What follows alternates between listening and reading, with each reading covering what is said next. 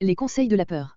Dans une situation menaçante, au milieu d'une crise politique très grave, on conseille aux croyants de s'enfuir, pour se mettre à l'abri.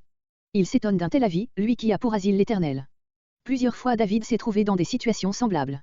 Il généralise ici ses expériences et parle comme le représentant de l'Israël croyant, ainsi que le montre le passage du singulier au pluriel, verset 1, fuyez dans vos montagnes. 2 strophes, de 3 versets chacune, sont suivies d'une courte parole, qui est la conclusion du psaume. Verset 1. Verset 1 à 3 les conseils d'amis craintifs.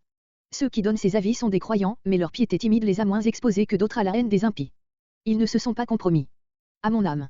Ce n'est pas ici un simple synonyme du pronom me. Ce conseil d'une prudence toute terrestre a touché au vif l'âme du psalmiste, de manière à provoquer la réponse qui suivra. Comparez Psaume 3.3.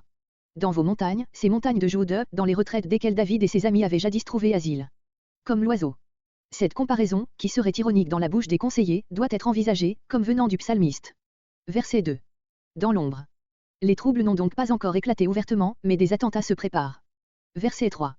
Les fondements sont renversés, les lois les plus essentielles de la société sont violées. Il semble donc aux gens craintifs qu'il n'y a, pour le juste, plus rien à faire. Verset 4. Versets 4 à 6. À l'agitation extrême qui se reflète jusque dans le style de la strophe précédente, David oppose le langage calme de la foi. Le parallélisme reparaît, ou du moins est mieux accentué. L'Éternel. Ce nom, oublié par ceux qui viennent de parler, contient en lui-même toute la réponse à leurs conseils. Le palais de sa sainteté. Cette expression désignait, psaume 5.8, le sanctuaire de Jérusalem.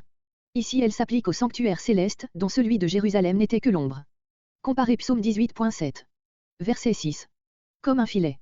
La pluie de feu qui tombe sur le monde coupable, comme autrefois sur Sodome, se transforme en un filet aux mailles serrées, qui retient captives ses victimes, sans que personne puisse échapper.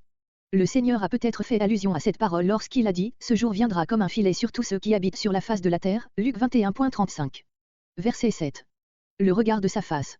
On peut traduire aussi « L'homme droit contemple sa face ». Le sens que nous avons adopté fait allusion au privilège, rare en Orient, d'être admis d'une manière habituelle en présence d'un monarque. Quelle que soit la traduction que l'on admette, le sort du juste forme ici un contraste frappant avec celui du méchant.